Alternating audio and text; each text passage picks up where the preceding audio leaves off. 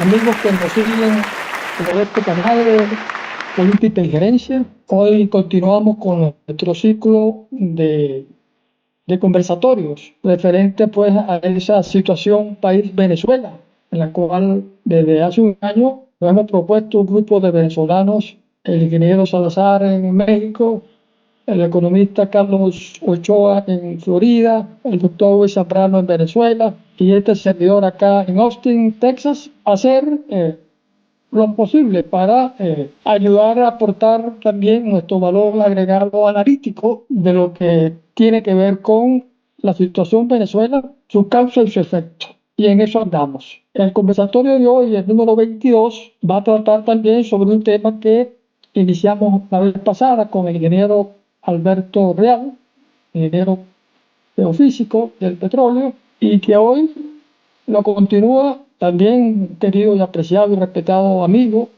el doctor Pedro Pablo Fernández, para que nos aborde el tema sobre la batalla cultural de Venezuela. El doctor Pedro Pablo Fernández es abogado graduado en nuestra casa universitaria, la Universidad Central de Venezuela. Tiene una especialización en economía en la Universidad de Colorado. Tiene una maestría en políticas públicas en la Universidad de Yorktown. Es el director general del Centro Internacional de Políticas Públicas, IFEDEC, con quien trabajé durante 4 años antes de venir para acá. Hicimos un gran trabajo, un gran equipo, sobre todo siempre formando, capacitando ese nuevo liderazgo bajo los principios humanos, democráticos y cristianos. Lo extrañamos, Bienvenido profesor René, allá en Ciudad Bolívar lo extrañamos mucho, en Caroní. en Bolivia, exactamente, Puerto Ordaz. Bienvenido, doctor Pedro Pablo Fernández. Muchas gracias, René. Muchas gracias por esta invitación y por esta oportunidad de conversar sobre un tema que para mí es tan importante.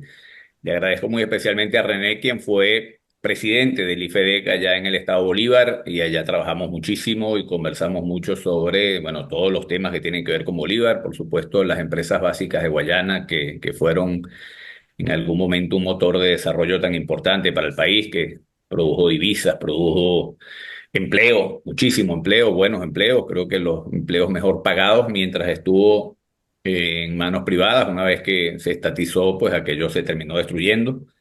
Una empresa que llegó a producir 4,5 millones de acero, y bueno, ahora no produce nada.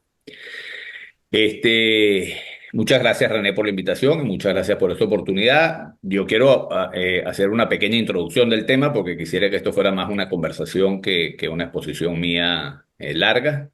Me gustaría mucho más que fuera un diálogo interactivo, ¿no? El título de la charla es La batalla cultural. Estamos en medio de una batalla cultural que tiene muchas facetas. Hay un tema que para mí es fundamental, que es la defensa de la civilización cristiana occidental. No se trata de la defensa de una fe, no es la defensa de una religión, de una creencia, sino la defensa de unos valores que se han construido a partir que además tiene una herencia no solamente judeocristiana, sino grecorromana.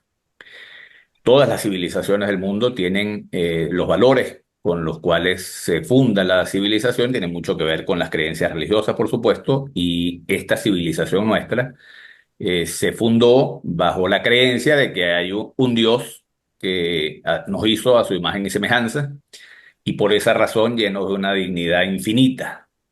Ese elemento es fundamental para la construcción de esta civilización, porque de ahí surge el respeto a la dignidad de cada uno de los seres humanos. Y sobre ese valor de la vida humana y de la dignidad de la vida humana de todos los hombres, cuando digo hombre, por supuesto, incluyo a las mujeres y no hago ningún distingo entre condición social, ni raza, ni religión, ni siquiera. eh, Se desprenden un montón de elementos importantísimos para la civilización. El respeto a la vida desde la concepción, para mí es fundamental. Hoy hay ideologías que promueven la cultura de la muerte y la cultura de la muerte desde el vientre de la madre. Yo creo que estas cosas, repito, no las defiendo desde el punto de vista religioso, sino desde el punto de vista cultural. cuando un país acepta que a un niño en el vientre de la madre se le quite la vida, se está relativizando el valor de la vida, y al relativizar el valor de la vida de un niño que está en el vientre de la madre, el valor de la vida queda relativizado para todos, y con la relativización de ese valor quedan relativos todos los demás derechos que puede tener la persona. De manera que estamos defendiendo no una religión, sino unos valores sobre los cuales se ha fundado esta civilización. La ideología de género es una amenaza clarísima. Están promoviendo la idea de que la ciencia no existe, la biología tampoco. Los sexos con los que nacemos no determinan nuestra sexualidad. La sexualidad la podemos determinar con la autopercepción. Y eso va relativizando todo. Esto no tiene ningún problema si se quedara solo en un planteamiento ideológico, pero es que terminan tratando de imponerlo en las escuelas, y a los niños les imponen unos programas de educación sexual integral que son espantosos. Lo estamos viendo en el mundo entero, lo estamos viendo en España, lo estamos viendo en todos los países donde se ha promovido esta agenda progresista, programas de educación sexual que no educan nada, sino que hipersexualizan a los niños y les van distorsionando la realidad de una forma francamente inconveniente y peligrosa para la preservación de esta civilización. Ese es un elemento dentro de la batalla cultural, para mí fundamental, la defensa de la vida y la defensa de la familia. Pero además hay otro elemento que es el derecho de las familias a vivir con dignidad, a tener sus necesidades materiales satisfechas. Y ahí viene la otra parte de la batalla cultural, que tiene que ver con el sistema político-económico que se corresponde con los valores de nuestra civilización. Eh, Nosotros creemos que todos los hombres somos dignos y llenos de una dignidad infinita, y por lo tanto no vemos compatible con esos valores ningún sistema totalitario, ningún sistema que coarte la libertad de las personas, la libertad de pensar, la libertad de expresarse, la libertad de actuar, la libertad de pensar, pero además la libertad de desarrollar una actividad económica que le permita mejorar su condición de vida y mejorar la condición de vida de su familia. Si nosotros creemos que tiene que haber un sistema político que permita que todos los seres humanos podamos desarrollar nuestro proyecto de vida sin que nadie nos coarte ese derecho. Yo divido básicamente las ideologías políticas no en izquierda y derecha. Yo creo que esa división es una división llena de manipulación, que no permite un diálogo sincero sobre las ideologías. Creo que las diferencias ideológicas están no entre una extrema izquierda y una extrema derecha que llaman fascismo. Creo que la extrema izquierda y el fascismo son básicamente lo mismo. Creo que lo que está planteado, y cuando digo básicamente lo mismo, es que se parecen en todo. La izquierda, los líderes socialistas acusan a sus opositores de fascistas, cuando no hay nada más cercano al fascismo que la extrema izquierda y lo que ellos representan. Me explico. La extrema izquierda, básicamente todo lo que se aproxima al comunismo soviético, al socialismo real, lo que plantea es un Estado grandote, todopoderoso. Bueno, eso es lo mismo que planteaba el nacionalsocialismo y lo mismo que planteaba eh, el señor Mussolini en Italia y en su manifiesto fascista. Él lo plantea claramente: todo dentro del Estado, nada fuera del Estado, todo para el Estado. Es el mismo planteamiento, exactamente igual. En un caso se hace en nombre de los proletarios del mundo, y en otro caso se hace en nombre de un nacionalismo radical malentendido. Pero básicamente los dos lo que proponen es un Estado todopoderoso. El nacionalsocialismo de Hitler y el de Mussolini en Italia, el Estado tuvo un control absoluto sobre la economía. Es verdad que Hitler no expropió ninguna fábrica, pero controlaba todo, controlaba lo que se producía, cuánto se producía, qué se producía, el sueldo que se le pagaba a su... Es decir, había un control completo desde el Estado. Es exactamente lo mismo que plantea el marxismo, la planificación de la economía centralizada en el Estado. Cuando uno va viendo todo, hasta la estrategia que utilizan para lograr el poder absoluto es la misma: dividir a los países, dividirlos entre buenos y malos. En el caso del marxismo es entre patronos y trabajadores, los patronos malos, la burguesía explotadora y el proletariado explotado. Y entonces, con esa división de la sociedad justifican el poder absoluto para defender a unos frente a los otros. Lo mismo que hizo el nacionalsocialismo, ¿sabe? Ahí no era patronos empleados, sino era la raza aria contra los judíos y contra todo el que amenazaba a la raza aria superior. Y entonces, dividen a la sociedad entre buenos y malos para justificar un montón de cosas, de atropellos que se suponen en defensa de unos frente a los otros. Entonces, básicamente, la extrema izquierda y el fascismo son lo mismo. En el extremo contrario a eso están las ideas de la libertad, está el liberalismo clásico. Cuando digo liberalismo clásico, es ese que proclama que nacemos los seres humanos con unos derechos inalienables, entre los cuales está la vida, la libertad y el derecho de propiedad. Eh, Ese además es un argumento que tiene su base en los valores que defendemos. Debemos ser dueños de la tierra y del esfuerzo, del producto del esfuerzo que realizamos. Entonces, en el liberalismo, en las ideas del liberalismo está la oposición más radical a a la extrema izquierda y al fascismo.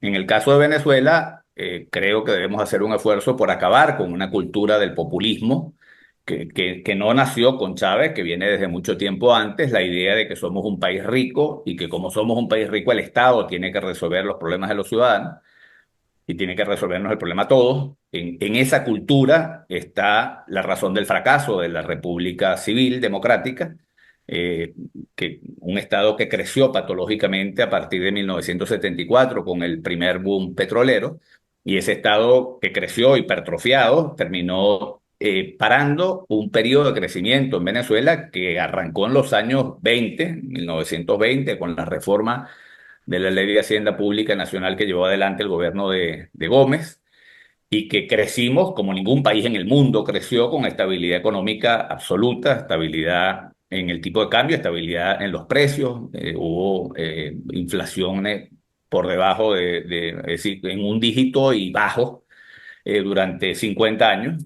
Y eso se rompió en 1974 con el crecimiento patológico del Estado que se financió con la inmensa riqueza petrolera, y ahí se generó un espíritu y un discurso y un planteamiento populista, socialista, que terminó haciéndole mucho daño a la economía y fue, para mí, la causa por la cual la experiencia democrática, que tuvo un montón de cosas positivas, fracasó y nos trajo esta desgracia absoluta que ha sido el socialismo del siglo XXI. Ahí está la causa del fracaso económico de un sistema que tuvo muchísimos recursos y que, habiéndolo podido aprovechar de una manera más eficiente y más inteligente, Venezuela pues hubiera tomado un camino completamente distinto al que tomó. Creo que en el cambio cultural está en una buena medida la posibilidad de Venezuela de salir adelante, entender que es a partir de la inversión privada, del esfuerzo, de la creatividad, del empuje del sector privado, la forma para recuperar la economía, recuperar la generación de riqueza, los empleos y las oportunidades, y además que es el esfuerzo personal, la disciplina, el sacrificio personal, la única vía para lograr superar la pobreza. En esa idea de que el Estado te va a resolver todo, bueno, el Estado no resuelve nada y termina la gente empobreciéndose cada día más. La gente no supera nunca la pobreza esperando con la mano extendida que el Estado le dé nada. La gente logra superar la pobreza cuando con su propio esfuerzo puede, a partir de una economía que genera empleo, esos empleos permiten que la gente con su propio esfuerzo pueda superar la pobreza. Las familias superan la pobreza cuando tienen un empleo estable y bien remunerado que les permite, bueno, acumular el capital y satisfacer sus necesidades básicas. Entonces, es ese cambio de mentalidad el que nosotros estamos promoviendo, desde IFEDEC lo estamos haciendo. Hemos, Nos hemos propuesto dar esta batalla cultural en Venezuela que está planteada en el mundo entero, y Venezuela no escapa de eso. Con esta introducción rápida y tratando de sintetizar todo en pocos minutos, pues quisiera entonces iniciar una conversación con todos ustedes. Muchas gracias. Excelente, Pedro Pablo. Creo que suscribimos esa explicación del país que hemos tenido y que seguimos resistiendo a reconocer lo que hemos sido y lo que somos y lo que deberíamos ser, que está en duda todavía. Esta semana hubo un estudio publicado en el diario El Tiempo de Colombia, donde el 46,7% de los venezolanos tienen programado emigrar a corto plazo. Mi pregunta es una respuesta, como la estoy interpretando, muy concreta frente a dos realidades. La realidad que ocurrió el 28 de julio y cuál fue la respuesta del supuesto estado en que está funcionando en Venezuela. Y la segunda, frente a lo que deben inspirar y transmitir coherencia, consistencia, perseverancia, confianza, que es en el liderazgo y de comportamiento que sigue profundizando la duda y la desconfianza en el pueblo venezolano. Mira, tenemos un problema gravísimo en Venezuela que se origina por el empeño del gobierno de llevar el conflicto a un escenario agónico. Este es un gobierno que no ha tenido nunca vocación democrática, eso no es ninguna duda. Chávez el chavismo se inició con un golpe de Estado absolutamente absurdo porque unos militares que decidieron que como tienen las armas de la República, ellos iban a agarrar el poder porque les daba la gana, en un régimen democrático donde había plenas garantías para que cualquiera pudiera construir una oposición y una alternativa y acceder al poder por la vía como se tiene que acceder al poder en un país civilizado, que es por la vía de los votos de los ciudadanos. Eh, Entrar en este análisis nos saca del tema de la batalla cultural porque es un tema demasiado complejo y demasiado profundo que tendríamos que montar otro foro para hablar de esto, porque es un tema muy complejo. Una de las cosas que nosotros hemos reflexionado mucho es que una de las vías para lograr el cambio político en Venezuela es lograr construir una propuesta alternativa que merezca esperanza, o sea, que genere esperanza, que genere confianza, que genere ilusión además.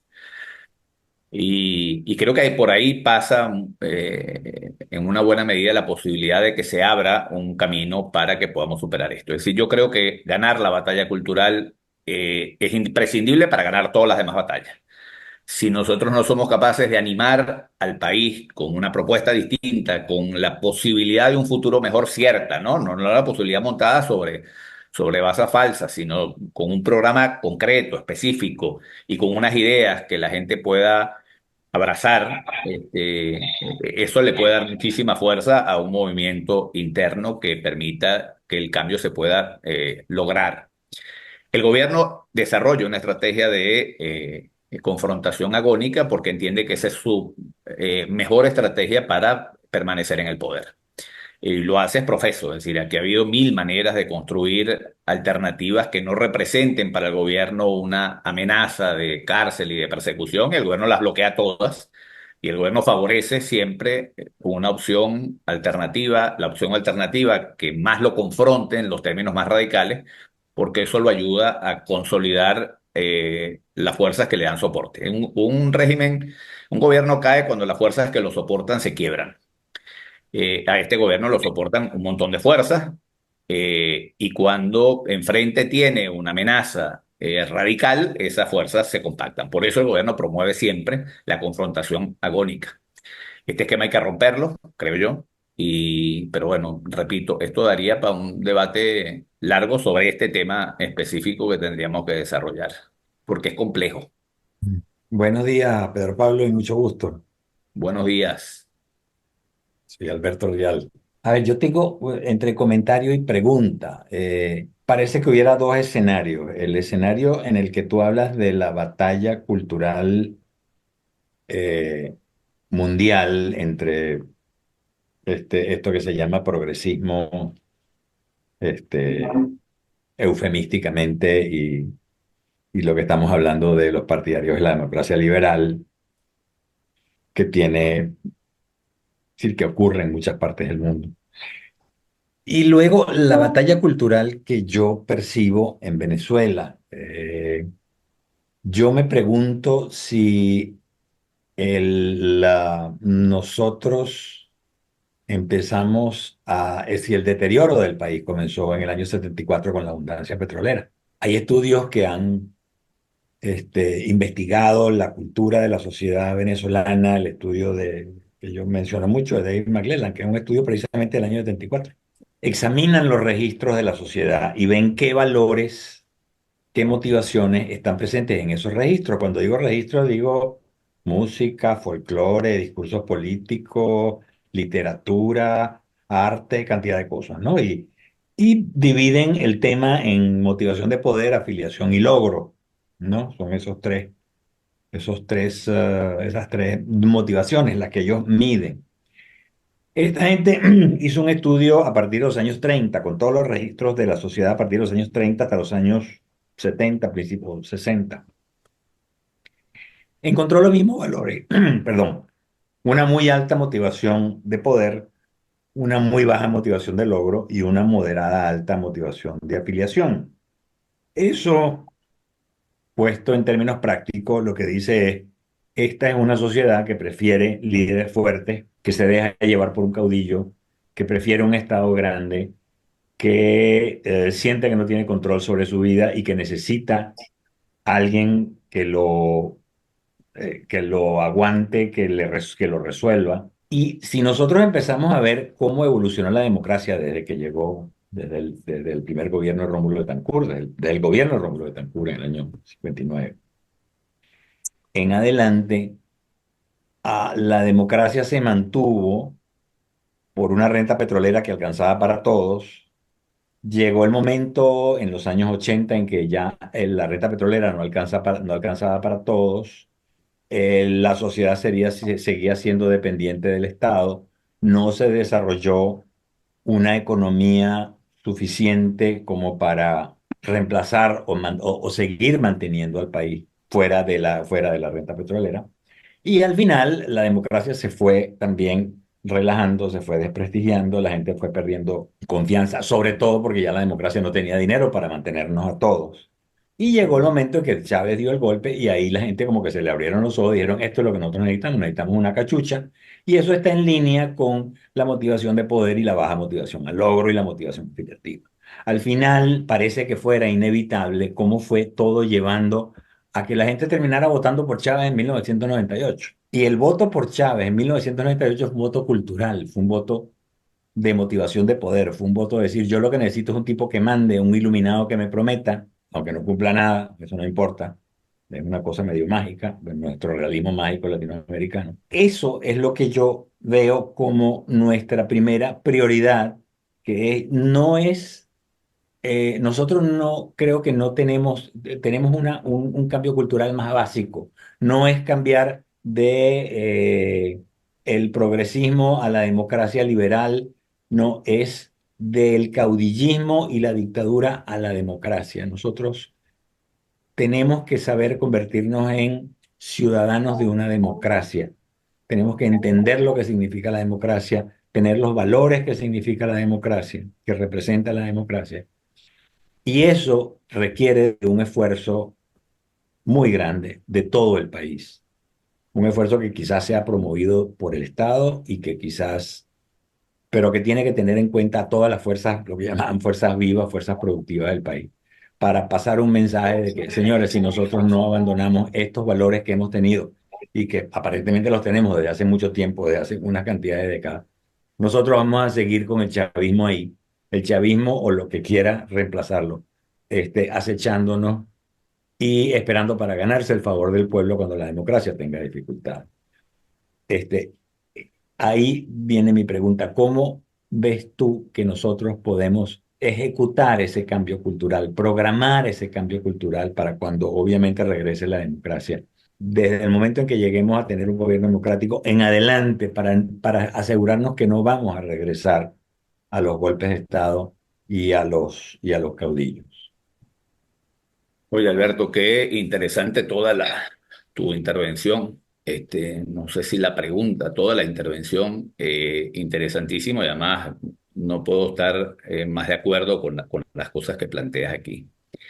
Eh, por eso nosotros pensamos que el problema fundamental es cultural, que como tú lo planteas, abarca también los valores democráticos. Es decir, somos una sociedad que a pesar de que vivió que sí tiene unos valores democráticos más o menos arraigados porque vivimos una experiencia democrática bastante, desde el punto de vista del ejercicio democrático, aceptable.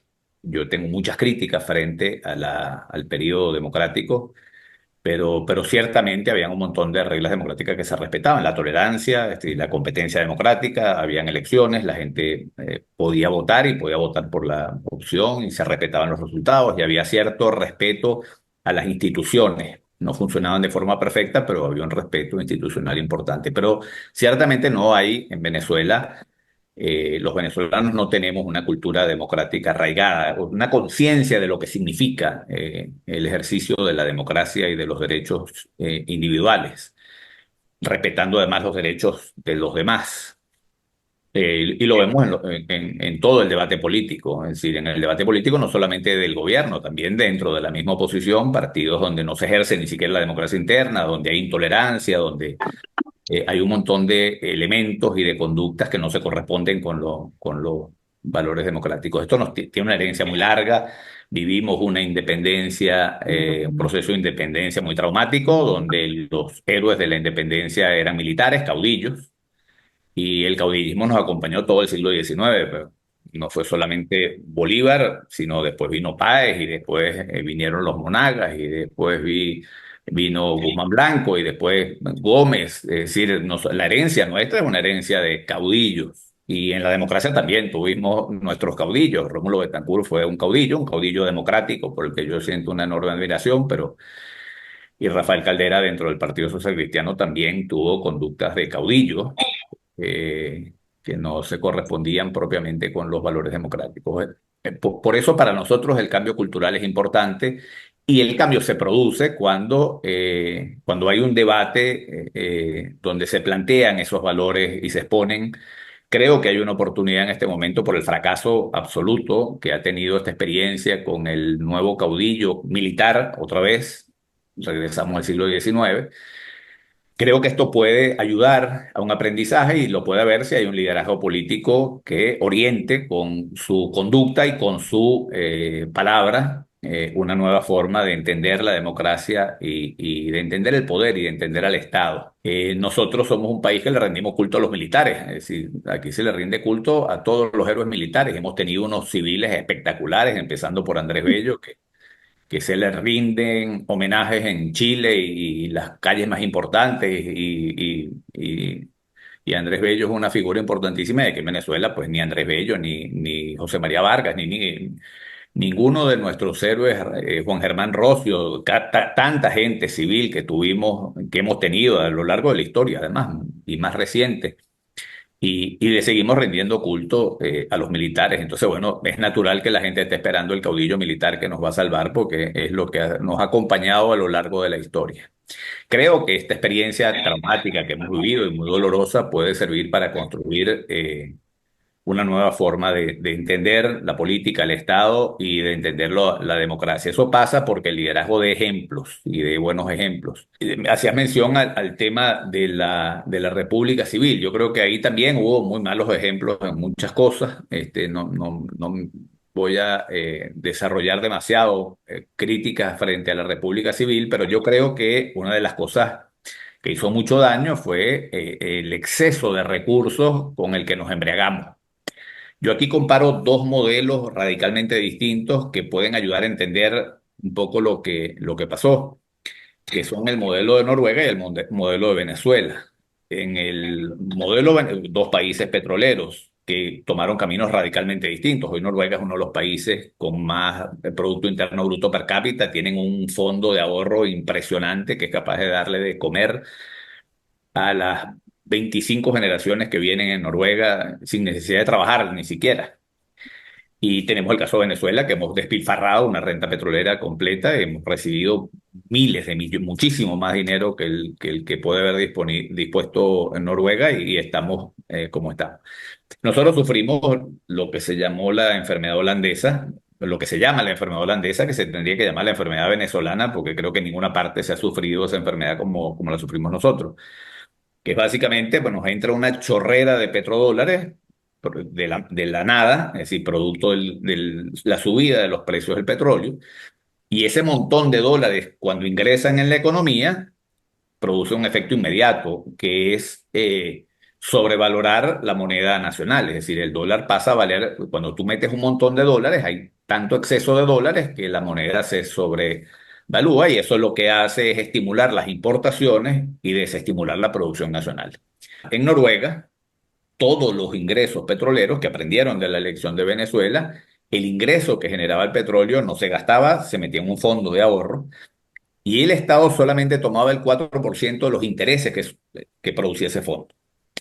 Eso era lo que disponía el Estado. Y siempre para gastos de inversión, gastos de infraestructura, etcétera. Fueron ahí acumulando y acumulando y acumulando riqueza porque no entraba en la economía, desarrollaron su economía prescindiendo de esos recursos, diversificaron su economía, solamente tomaron el 4% para gastos de inversión, infraestructura, y ahora tienen acumulada una cantidad que yo no sé, no soy capaz de decir porque la cantidad de ceros que tiene ese fondo es demasiado grande para poderlo expresar. Entonces, es los dos casos, el país que manejó la renta petrolera de manera catastrófica y el país que manejó su renta petrolera de manera brillante. Después la otra cosa que sucedió en la democracia es que ese exceso de dinero con los gobiernos populistas, que los tuvimos y mucho, que acostumbraron a la gente a la idea y que le vendieron a la gente a la idea de que este país rico podía atenderle todos sus problemas, se fue descomponiendo, es decir, y se fue descomponiendo porque tanto dinero y manejado de una manera es decir, tanto dinero de la noche a la mañana terminó descomponiendo el sistema democrático y los casos de corrupción se hicieron patentes. Repito siempre, nada que ver con lo que hemos vivido ahora. Allá había muchísimo más control, ahí no habían obras que se presupuestaban y no se ejecutaban y se pagaban. Habían casos de corrupción, nada que ver con lo que ha habido en este gobierno, porque básicamente este gobierno nunca ha habido tanto dinero como el que ha tenido este gobierno y nunca ha habido tampoco control. Allá había unas instituciones que funcionaban. No funcionaban de manera óptima, pero funcionaban. Había una Contraloría, y la Contraloría ejercía su función. El que en la República Civil quería hacer un acto de corrupción andaba preocupado porque ese acto de corrupción sabía que le podía traer consecuencias. En este gobierno eso, el nivel de control no existe para nada.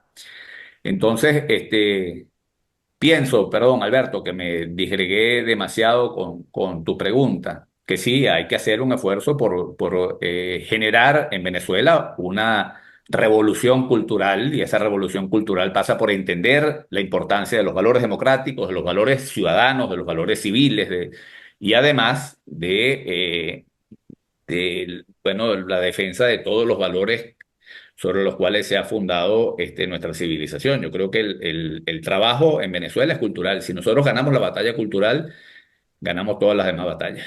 Si no ganamos la batalla cultural, nosotros podemos salir de este gobierno y podemos producir el cambio político y vamos otra vez a caer, como tú mismo lo decías, recurrentemente vamos a volver a caer una y otra vez en manos de algún caudillo populista que se aparezca invitando a salvar a la patria. Es la solución de los problemas del Ujú. país y la posibilidad de que nosotros podamos poner a Venezuela a caminar por un camino de progreso en el corto, mediano y largo plazo pasa porque ganemos la batalla cultural. Gra- Gracias, Pedro Pablo. Gracias, doctor Pedro Pablo Fernández, por su intervención, la cual coincide mucho en mi línea de pensamiento, especialmente en la introducción que hiciste acerca de la batalla cultural, que hay dos puntos, que es la batalla cultural o el cambio cultural de la idiosincrasia del venezolano, que fue lo que ah, nombró nuestro amigo Alberto Rial y que lo expuso en la pasada conversación que tuvimos en este grupo. Y está la batalla política cultural que lo nombraste, que ya está siendo ejecutada a nivel global en el sentido de ciertas ideologías que se han ido expandiendo eh, muy fuertemente en el mundo occidental, cuya orientación está dirigida a, a destruir el mundo occidental, la cultura occidental, la cultura grecorromana judeocristiana, que es la que ha significado el progreso de la cultura en nuestro mundo. En esas están, nombraste las ideologías de género, que por supuesto todas esas que has nombrado, la ideología de género, el apoyo del aborto, todas, ninguna tiene basamento científico. Correcto. Está también adicionalmente la ideología de la eutanasia, en el cual ya cuando nosotros estemos, aunque ya estamos en la tercera edad, pero cuando estemos un poquito más avanzados, cualquier política que se aplique, nos pueden aplicar la eutanasia porque ya estamos improductivos. Entonces, la eutanasia, pero hay otras también que las ha tomado la ideología neomarxista, que es el indigenismo y el ambientalismo. El ambientalismo extremista está dentro de esas series de ideologías que, por cierto, lo reitero, ninguna tiene basamento científico. Y esta es Correcto. una que conversaba antes de empezar las grabaciones con nuestro común amigo Carlos Ochoa sobre un tema que he venido divulgando como hombre de las geociencias y de la industria petrolera, que es dos aspectos que atacan directamente dentro de esas ideologías que tampoco tienen base científica, que es el calentamiento global y ocasionado supuestamente por las emisiones de anhídrido carbónico producido por los combustibles fósiles. Y la otra es el antifracking, que es la nueva tecnología de desarrollo de yacimientos en yacimientos no convencionales de lutita. Todo eso, ¿quién lo promueve? Lo promueve quienes están en contra del mundo occidental, cuando hablábamos de las ideologías de género, del aborto, de la eutanasia, y otras ideologías que los tomó el Foro de Sao Paulo, como son el ambientalismo, el indigenismo y ahora el calentamiento global y el antifracking. Ahora bien, todo esto es importante que lo tengamos en cuenta dentro de esa batalla cultural, porque se tiene la batalla cultural como algo de lo que acabo de nombrar, pero casi no se conoce y muchos profesionales y gente que no tienen el conocimiento suficiente para defender esto, que es las campañas anti-oil and gas, es decir, anti-industria petrolera y anti-combustibles fósiles.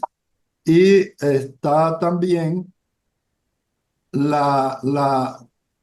combinar esto con la defensa del ambiente, que son dos cosas distintas. El ambiente, por supuesto, hay que defenderlo, hay que preservar toda la limpieza, el progreso en cuanto a la naturaleza, y otra es oponerse al uso de combustibles fósiles, porque eso supuestamente ocasiona el calentamiento global, en el cual yo demuestro en los artículos que he publicado y en las conferencias que eso no tiene ninguna base científica, porque el anhídrido carbónico no tiene absolutamente nada que ver con ese supuesto calentamiento global, sino que eso es un fenómeno astronómico producido por las diferencias entre la órbita terrestre alrededor del Sol, sus inclinaciones y sus movimientos. Ahora bien, es importante esto, tomarlo en cuenta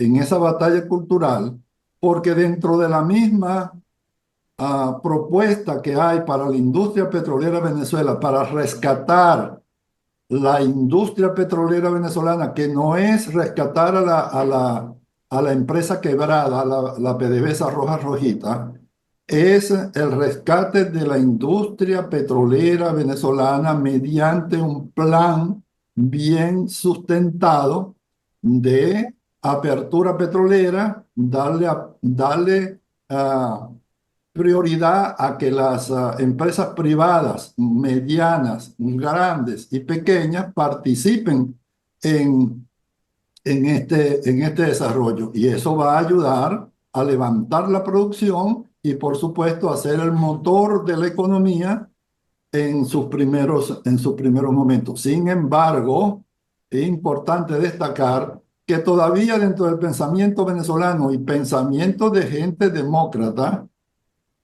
dicen que hay que implantar la transición energética, la captura del anhídrido carbónico e inyectarlo porque eso está causando el calentamiento global. Y eso es peligrosísimo porque eso convertiría en en una práctica antieconómica para cualquier inversionista que quiera dedicarse a la parte privada del desarrollo de la industria petrolera en Venezuela. Entonces, ese es mi planteamiento que te lo comparto en ese sentido.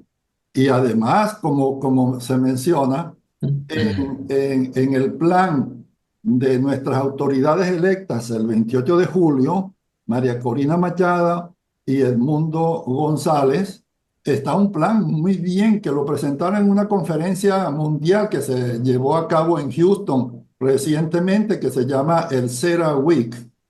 Ahí ellos plantean en una intervención que tuvieron, que tuvo muy buenos comentarios, sobre cuál sería el plan de Venezuela para desarrollar su industria petrolera.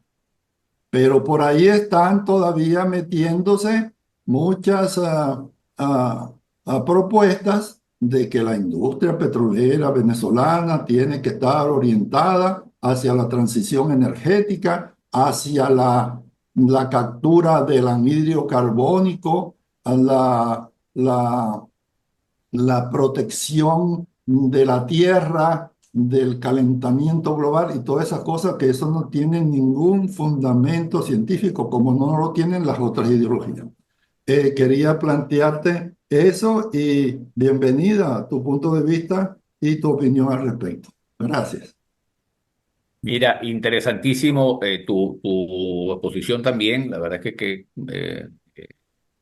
muy buena y muy clarificadora de muchas cosas y me abre la oportunidad para hablar sobre el tema petrolero, que también es un tema importante que vamos a hacer en lo sucesivo.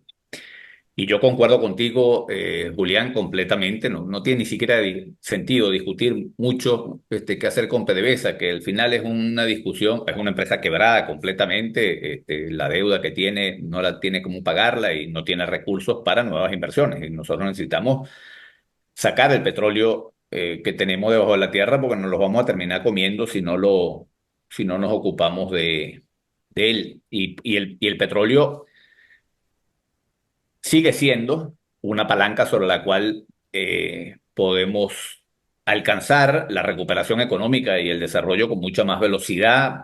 Digo, nosotros no podemos repetir la misma experiencia que hicimos con el petróleo en el pasado, pero el petróleo ciertamente es una palanca que tenemos muy importante para producir una recuperación económica mucho más rápido que si no lo tuviera. Pero pasa porque hagamos un proceso de apertura petrolera donde llamemos a la gente que sí tiene capital y que además tiene la tecnología y tiene toda la capacidad para que vengan a Venezuela a sacar petróleo.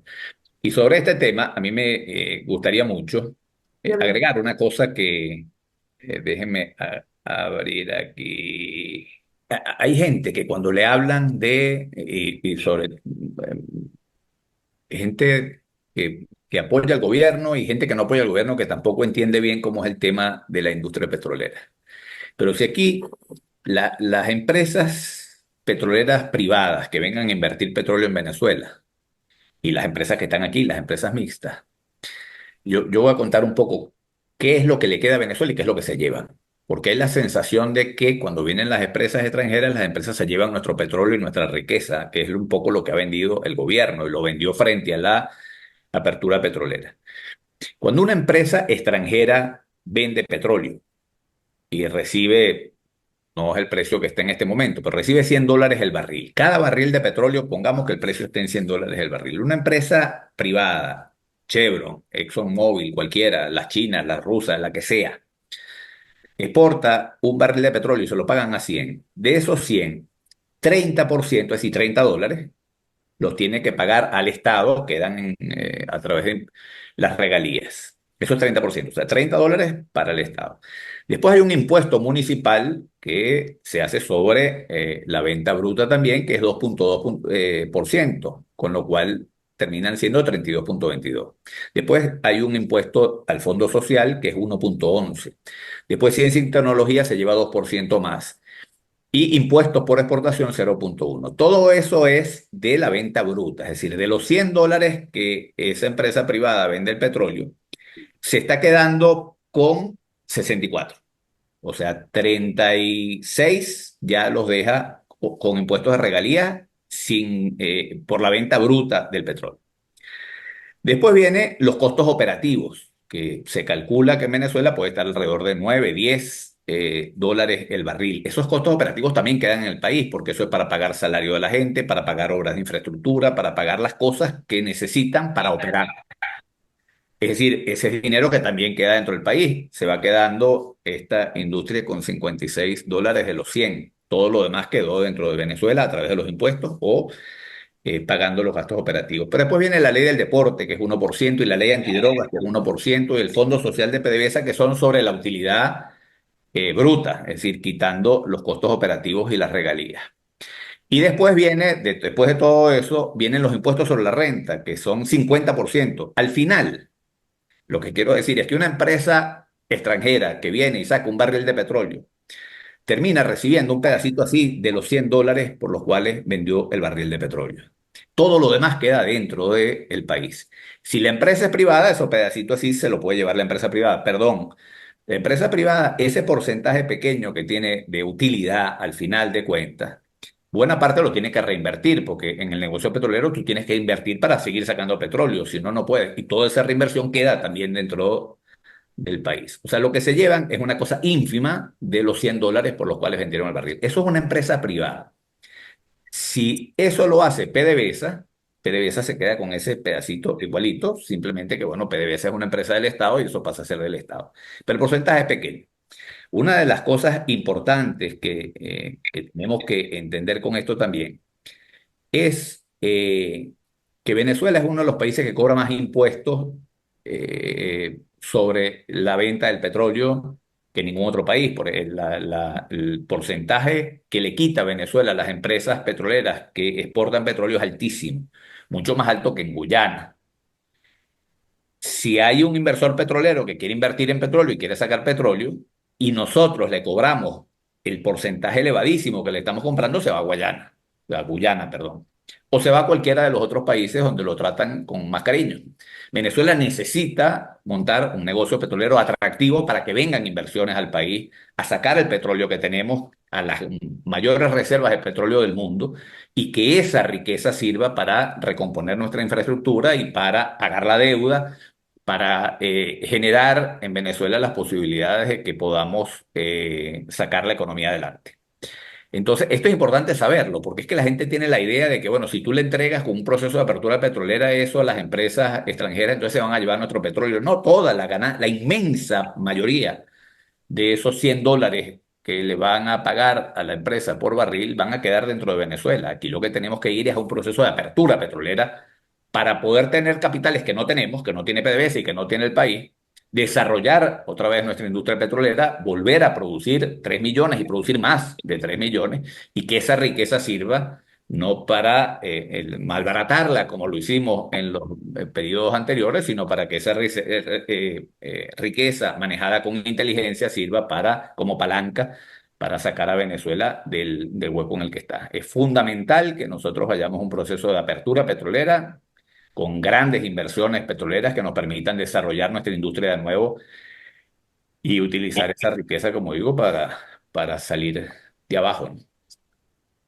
Muchas gracias, doctor. Excelente su comentario y respuesta. Gracias.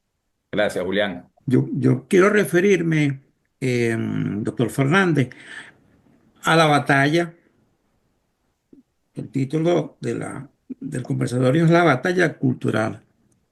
Ahora, la batalla cultural se inició, la inició el chavismo en el año 1999.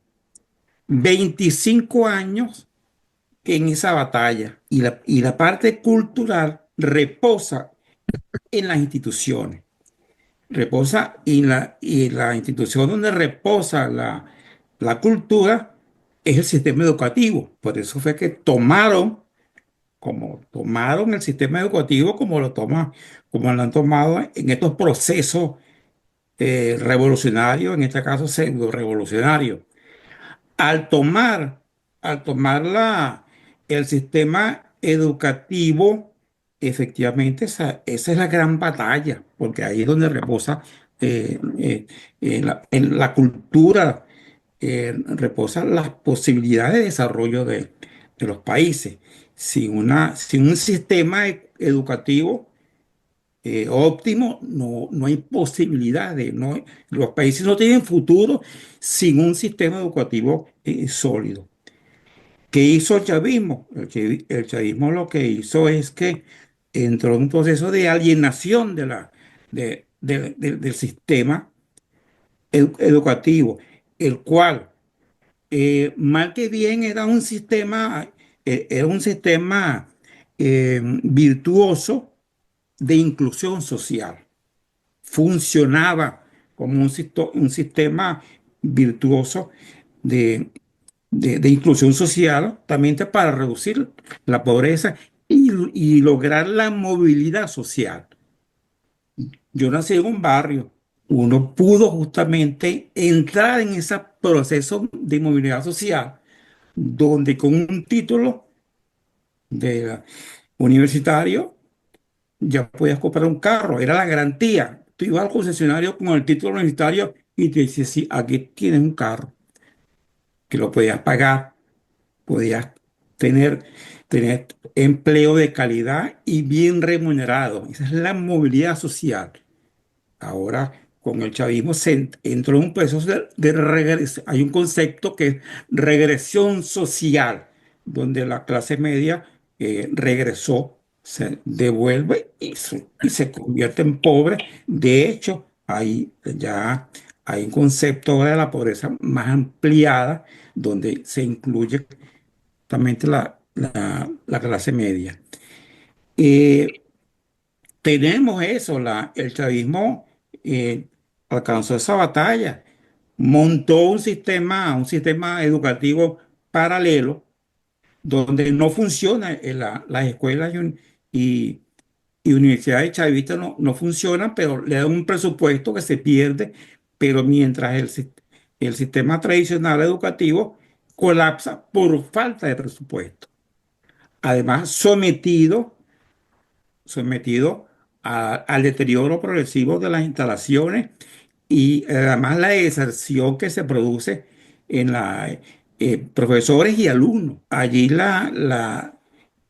lo que se plantea en un futuro es justamente yo escribí un libro el año pasado, La generación perdida de Venezuela, donde hay un capítulo dedicado al sistema de salud como un sistema, como son tres formas que yo planteo en el libro de la pérdida de la generación perdida, porque son niños adolescentes y jóvenes que no conocieron otro sistema de gobierno que el chavismo. Se perdió los que emigraron, los que quedaron en el país hay dos formas de pérdida, que es la pérdida absoluta, que es colapso del sistema de salud, donde colapsó, ¿no? Bueno, la tasa de mortalidad que aumentó, infantil y adulto, y la pérdida relativa, que se expresa en el sistema educativo donde, donde ahí se da ese proceso de exclusión social. Entonces, con esto lo que quiero significar es que la batalla cuando a mí me llamó la atención, porque cuando decimos batalla, lleva implícito la confrontación. Por supuesto, cuando salgamos del chavismo, se emprende se va a aprender una batalla, pero va a ser una batalla mayor todavía, porque es que no es que vamos a rescatar lo que fuimos, no, porque la tecnología ha avanzado tanto de que la batalla que tenemos que tener justamente es borrar esa alienación que tienen los jóvenes, que bueno, que ya están están excluidos del sistema porque no están estudiando. En el libro está cómo la, la educación privada pasó de 2015, que representaba como el 43%. Hoy en día, hoy en día el, representará apenas el 10%. Aumentó la participación del sector público educativo, pero en una forma que totalmente es un sistema que no funciona porque es excluyente por definición. Entonces, tenemos, así como haciendo el símil con la industria petrolera, que se destruyó el sistema educativo, la base de la cultura está destruida también. No hay generación de relevo en profesores, maestros, se fueron. Una de las primeras emigración que se produjo fue justamente de los maestros a otra actividad económica o fuera del país. El pedagógico no funciona. Allí tenemos la batalla que corresponde diseñar, y realmente es todo un reto el rescate del sistema. Mira, bueno, contesto esta pregunta y me tengo que ir corriendo porque tengo una reunión donde me están esperando, pero bueno, agradezco muchísimo esta oportunidad que me han dado de conversar con ustedes, temas importantes y un diálogo que me nutre mucho y creo que la gente va a poder apreciar. El problema educativo gravísimo en Venezuela es terrible lo que está pasando. Pero terrible por donde lo veas. No hay forma de ver en el tema educativo en Venezuela ningún aspecto que no esté en crisis. Conversando con un profesor muy querido mío del colegio, era mi profesor de historia de Venezuela, me decía, yo iba al colegio en mi carro. Y todos los profesores del colegio iban al colegio en carro. Él daba clase en mi colegio, que era un colegio privado, y en los colegios públicos también. Daba en la tarde. Y me dice, en el colegio público todos los profesores iban en el carro porque ganábamos lo mismo. Él me decía, yo ganaba más en la escuela donde trabajaba que en la escuela donde te daba clases a ti.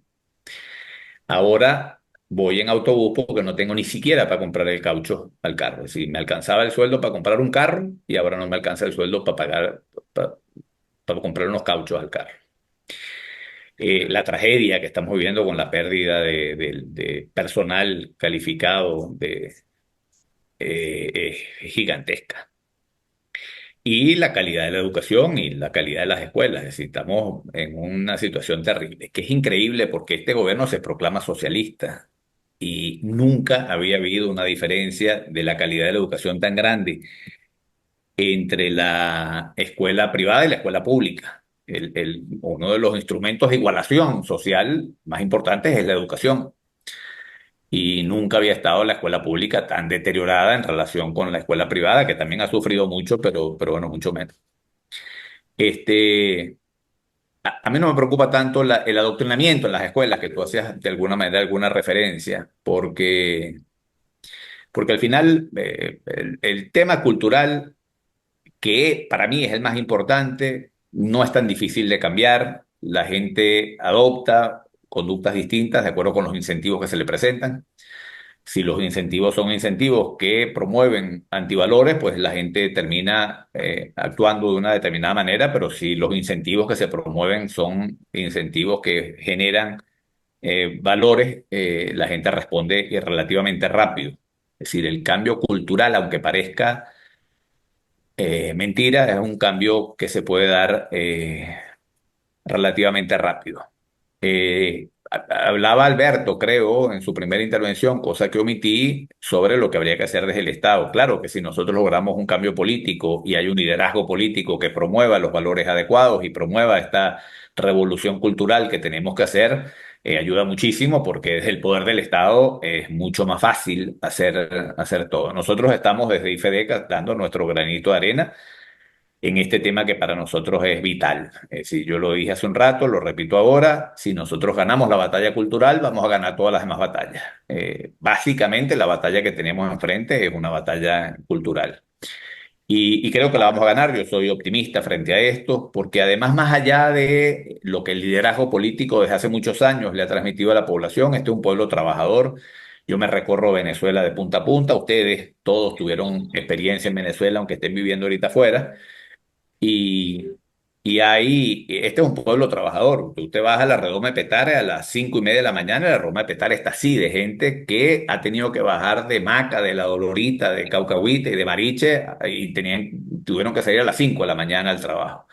Uno va a todas las rincones de vocación agrícola de Venezuela y la gente se para a las 5 de la mañana, a las 4:30 de la mañana a recoger tomate, a recoger papa. Es decir, esto es un pueblo trabajador que con los incentivos correctos va a responder, y estoy seguro que va a responder. Es urgente producir el cambio político en Venezuela, sin ninguna duda. Con este gobierno es imposible que el país pueda aprovechar todo el potencial que tiene. Pero yo soy optimista frente a las posibilidades que tenemos en el futuro, en el corto plazo y en el mediano plazo, de que nosotros podamos lograr ese cambio. Y repito, para mí lo más importante es que vayamos dando esa revolución cultural, porque sin un cambio cultural, Venezuela no está condenada al fracaso en el corto, en el mediano y en el largo plazo. Entonces, la batalla que estamos dando, y les agradezco mucho a ustedes la oportunidad de esta conversación, que espero que mucha gente la pueda ver, porque ha sido una conversación muy nutritiva, no solamente por las cosas que puedo haber dicho yo. Las intervenciones de ustedes a mí me han dejado muy, muy contento, y vamos a seguir dando esta batalla en defensa de Venezuela para tenerlos a todos ustedes de regreso en la casa, y a los jóvenes que se han ido de Venezuela, que tienen tanto que aportarle al país. Yo estoy seguro que van a regresar, porque es que Venezuela tiene un potencial gigantesco. El compañero Alberto Real hizo un planteamiento sobre este mismo tema. Y yo le planteé la importancia de un aspecto que para mí es crucial, que es la codicia. Es decir, el liberalismo absoluto produjo los monopolios. Es necesario, digamos, que haya un control, digamos, no un control, una pluralidad de participación que sirva dentro de la libertad de control de los distintos procesos. Es decir, debe haber un equilibrio natural en el funcionamiento de la sociedad para que no se produzcan esa monopolización y al mismo tiempo se produzca una desinversión y fuga de capitales. Está claro que parte de nuestro problema, o una parte sustancial de nuestro problema, además de la corrupción propiamente interna, administrativa, etcétera, ha sido la de la evasión de capitales, la fuga, que llegó prácticamente a desbancar en el año 88, 89, las finanzas públicas. Y empezamos ese gobierno con las graves dificultades que casi todos conocemos. Entonces, ese aspecto es fundamental. Y yo lo mezclaba con lo siguiente: las constituciones, todas las religiones tienen valores similares, todas tienen valores similares, en términos generales, pues. Nuestra religión, digamos, católica, cristiana, tradicional en nuestra cultura, contiene un conjunto de valores. Los 10 mandamientos son importantísimos. Pero entonces yo le preguntaba a Alberto, esos valores y los valores que están en nuestras constituciones desde 1811, y voy a invocar especialmente las del 47, 61 y la del 99, tienen valores importantísimos. Ahora la pregunta es, ¿por qué esos valores no se respetan? Si tuvimos incluso un periodo democrático de 30 años donde veníamos de una dictadura y veníamos antes de superar el periodo gomecista, que era terrible, que fue terrible para los venezolanos, independientemente de que haya pagado la deuda o qué tal, pero los aspectos de apropiación del país por parte de Gómez y de su familia, y los aspectos del autoritarismo, de la pérdida absoluta de la dignidad. Entonces, la gran pregunta que yo digo, teniendo nosotros esos valores como valores señeros en la religión, quienes son religiosos, y en la constitución o en los aspectos civiles, los que son menos religiosos, se produce pues esta perversión de la cultura. Esa es una pregunta que yo me hago, pues. Sí. Ese es el planteamiento. Voy con la respuesta. Tú arrancabas diciendo todas las religiones tienen valores similares. Y eso no es tan, es cierto, pero no tanto. Es decir, tú vas a los países musulmanes, hay países musulmanes donde a un homosexual lo condenan a muerte. Eso es inconcebible en el mundo cristiano. Hay una mujer que la matan a pedradas por ser infiel. Eso es inconcebible en el mundo cristiano. Sí, hay un elemento del cristianismo que es distintivo de todos los demás, y ese elemento básicamente es gracias a que en el cristianismo hubo un Señor llamado Jesucristo que vino a la tierra y dijo un montón de cosas que generaron un quiebre con todo lo que se decía, con todo lo que se promovía antes. Esa escena que se lo digo siempre a las feministas radicales anticristianas que andan despotricando a la iglesia, el gesto más hermoso que ha producido ningún hombre en la humanidad, más en defensa de los derechos de la mujer y de su dignidad, fue el episodio donde iban a matar a pedradas a la mujer adúltera y Jesús se paró en la mitad y dijo: el que esté libre de pecado que tire la primera piedra. Se lo dijo a los hombres, que le iban a caer a pedradas a la mujer. Si ustedes no están libres de pecado, ¿qué hacen ustedes juzgando a la mujer? Es una manifestación como esa es increíble 2000 años atrás, cuando todo el mundo judío veía y musulmán y todo el mundo en el cual había nacido Jesucristo veía como el castigo adecuado a una mujer adúltera que la mataran a pedradas. Entonces no, el cristianismo tiene unas particularidades muy distintas al resto de las religiones, a pesar de que es verdad que más o menos cuando uno estudia cada una dicen cosas parecidas. El cristianismo introdujo unos elementos demasiado importantes para nuestra civilización.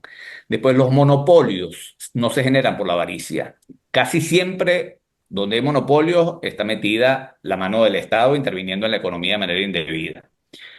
La idea, para que el libre mercado funcione como tiene que funcionar, no puede funcionar con monopolios. La idea del libre mercado es que haya múltiples ofertantes y múltiples demandantes de manera que ninguno tenga poder sobre el mercado, sino que al final las relaciones se regulen por el libre intercambio entre todos. Es lo que termina desarrollando un nivel óptimo. Básicamente el libre mercado lo que hace es poner a distintos productores a competir entre sí, a ver quién produce el bien de la manera más satisfactoria para el consumidor y al precio más económico. Si cada vez que surge competencia ganamos. Fíjense ustedes, yo tengo un video publicado en mis redes que me gustaría mucho que lo vieran. El video tiene un título un poco impropio para esta conversación de gente que se expresa también, pero el título del video es el socialismo el que jode a los pobres. Y lo que hablo ahí es de cómo Chávez, expropiando todas las empresas productoras de harina precocida, terminó dándole un poder a Polar mucho mayor del que tenía. Es decir, acabó con toda la competencia expropiada, expropiando todas. Con eso, ahora que ha habido un proceso de apertura donde se han abierto muchísimas marcas de harina precocida, el precio al que se vende la harina precocida bajó notablemente. Si Polar estaba vendiendo la harina pan en $1.5 el paquetico, ahora está en 0.8. Todo eso ha sido producto de la aparición de competencia.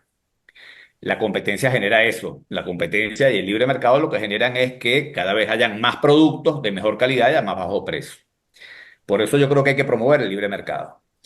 Con el libre mercado surge la mejor versión de los venezolanos, la mejor versión de los empresarios y la mejor versión de los trabajadores. Yo tengo otro capítulo que me encantaría que vieran, que se llama Las Tejerías. Es un capítulo que tengo en mi canal de YouTube. Es un documental donde explico cómo se construyó esa hermosísima zona industrial en Tejerías y cómo se destruyó. Yo lo hago con la gente y la gente va dando los testimonios de lo que había en Tejerías. Cuando Tejerías se desarrolló, se generó un montón de empleo. Vino gente de todas partes del país a trabajar ahí. Toda esa gente que vino a trabajar ganaban un buen salario, tenían un buen ingreso. La gente de Tejerías cuenta cómo la gente cambiaba de trabajo, salían de una empresa y se iban para la otra porque ofrecían un mejor salario. Todos ganaban bien, todos ganaban suficiente para vivir una vida perfectamente digna, para satisfacer las necesidades de la familia. Se construyeron casas. La gente iba a trabajar y se iba con platica en el bolsillo a gastar en la farmacia, en la ferretería, en la peluquería. Si se desarrolló toda una actividad económica gracias a que unos señores fueron ahí a invertir, fueron a un banco, metieron un proyecto, arriesgaron y montaron su empresa. Todo eso generó un ecosistema virtuoso. Ellos cuentan cómo los empresarios de la zona arreglaban el dispensario, no había que ir para la alcaldía ni para ir para la gobernación, asfaltaban las calles, había una empresa que producía asfalto y la gente de la comunidad dice que iban con una cartica a la fábrica de asfalto y la fábrica de asfalto iba inmediatamente, no tardaban una semana en asfaltar la calle. ¿Cómo hacían fiestas a los niños en todas las comunidades? Porque ahí habían empresas, estaba la Navisco y estaban otras empresas que armaban cotillones y hacían fiestas para los niños el Día del Niño y en diciembre.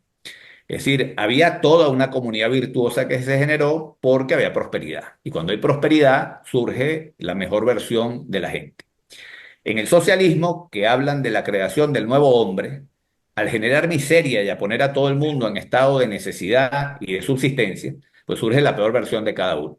Ningún empresario se ocupa ni de la comunidad, ni de pagarle mejor a sus trabajadores, ni de generar un entorno saludable cuando está a punto de quebrar, cuando el gobierno lo amenaza, cuando va al Seniata a cobrar el impuesto o a matraquear, cuando están amenazados de expropiación.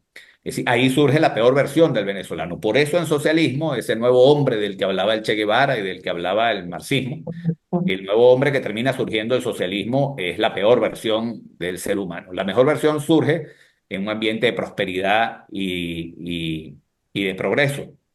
Por eso es tan importante promover el libre mercado los invito de verdad a ver el documental de Tejerías que está en mi canal de YouTube. Es un espectáculo, no es un espectáculo porque yo lo hice, es un espectáculo porque los testimonios de la gente de Tejerías no dejan ningún lugar a dudas de que lo que tenemos que construir en Venezuela son espacios de progreso, de bienestar a partir de la inversión privada.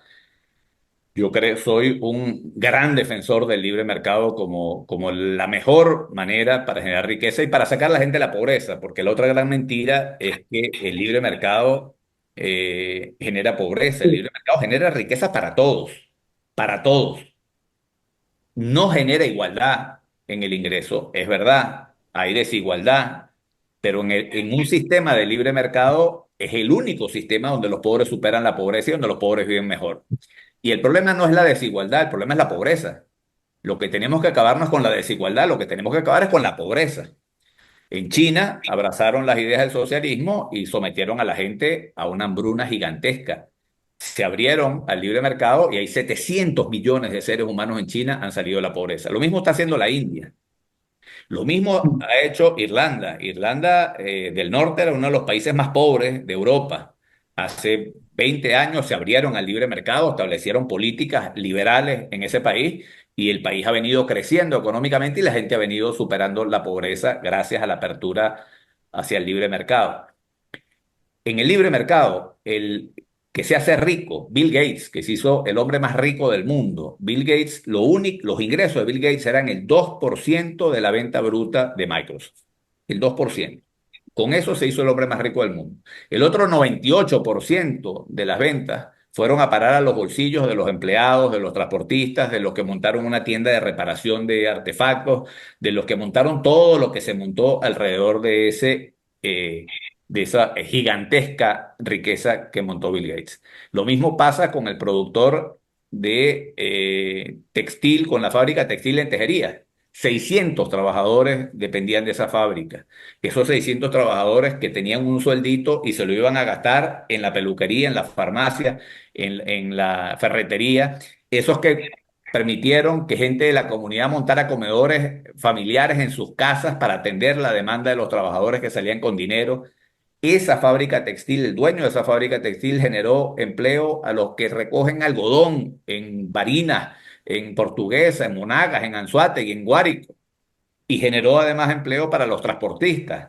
La riqueza que genera el señor que montó la fábrica textil en Tejería es mucho más grande la que distribuye que la que se queda él, pero 100% y muchísimo más grande la riqueza que repartió que la que se generó él. Él se queda con un pedacito de la torta. Individualmente el pedazo más grande, porque todo lo demás está repartido entre cientos de personas. Pero es el libre mercado el único que puede generar riqueza y además el único que puede ayudar a la gente a superar la pobreza de forma definitiva. Muchísimas gracias, doctor Pedro Pablo Fernández. Creo que hoy contribuimos de alguna manera con esta lucha de la batalla cultural para compartir y desnudar una realidad histórica que tenemos y que yo digo no hemos podido reconocerla como sociedad integral. Gracias a usted, programa, mi presidente. Usted sigue siendo mi presidente porque usted lo nombramos presidente vitalicio del IFE de Bolívar. En Bolívar, perdón. Gracias. Este programa va a salir en nuestro canal YouTube, Política y Gerencia, y en todas nuestras redes sociales, y el domingo en el canal Washington TV a las 12 del mediodía. Así que vamos a estar en contacto y adelante, doctor Pedro Pablo Fernández. Un abrazo a todos, muchas gracias. Gracias. Gracias, hasta luego. Gracias, doctor Fernández. Gracias. Excelente presentación. Muchas gracias, Dios me lo bendiga. Igualmente, amén, amén.